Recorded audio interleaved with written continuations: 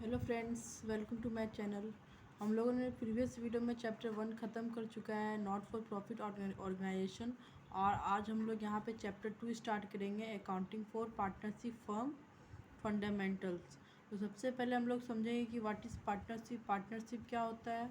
तो according to partnership act 1932 section 4, partnership is the relation between persons who have agreed to share the profit of a business carried on by all or any of them acting for all। तो क्या बोलता है कि partnership एक relation होता है person के बीच में जो एग्रीड करता है कि बिजनेस का जो प्रॉफिट है उसको शेयर करेंगे और any of them acting for all, उसको चलाएंगे। ठीक है, कैरिड ऑन करेंगे, आगे चलाएंगे।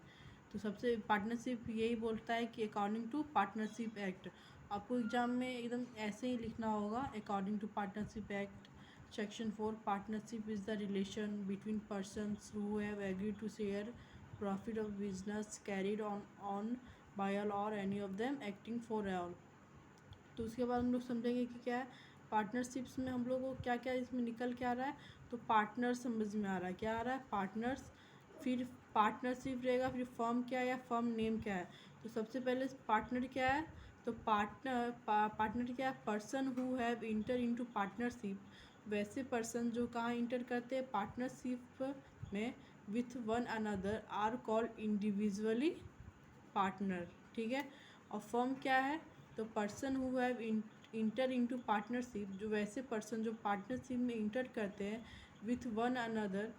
ठीक है, with one another are called collectively a firm. Firm name क्या होता है, the name under which the business of partner is carried on is called firm name. तो क्या है, फर्म नेम एक वैसे नाम होता है under which the business of the partner वो इज कैरिड करते हैं, is called firm name.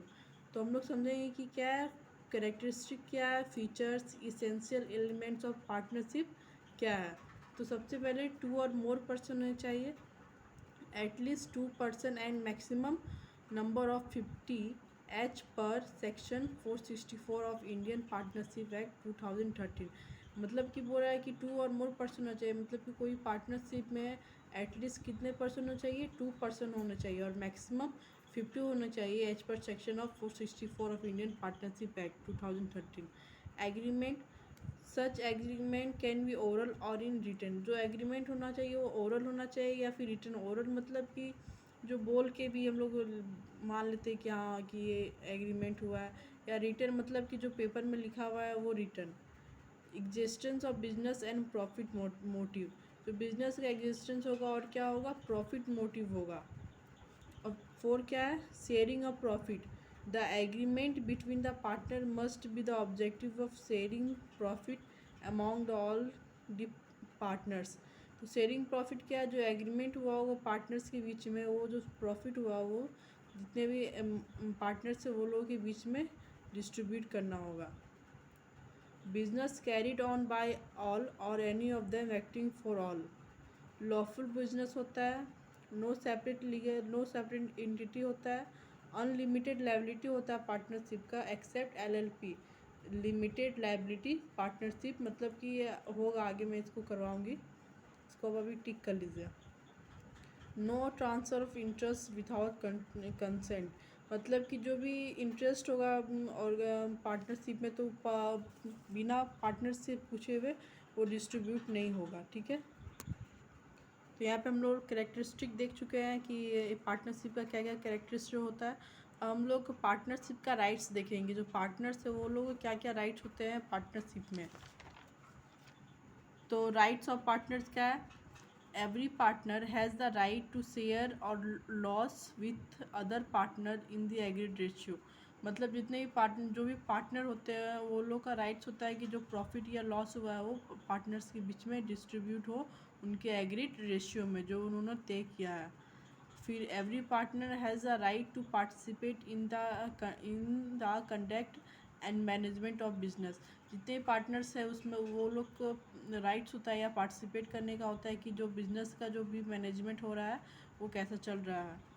Every partner has a right to disallow the admission of a new partner.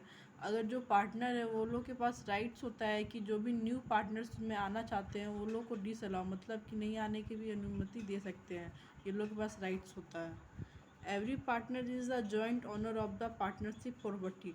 वो जो पार्टनर्स होते हैं वो लोग जॉइंट ओनर होते हैं, मतलब मालिक होते हैं पार्टनरशिप के प्रॉपर्टी के लिए।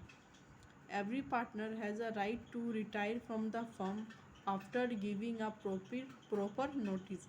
जो पार्टनर्स होते हैं वो लोग के पास राइट्स होता है कि बिजनेस से रिटायर हो जाए फ्रॉम द फर्म से रिटायर हो जाए आफ्टर अ प्रॉपर नोटिस। तो आज हम लोगों ने पार्टनरशिप क्या होता है, फीचर्स क्या है, राइट्स क्या है पार्टनर्स के, वो डिस्कस किया। अगर आपको ये वीडियो अच्छा लगा तो प्लीज़ अपने फ्रेंड्स के साथ शेयर करिएगा और वीडियो को लाइक करिएगा। Thank you.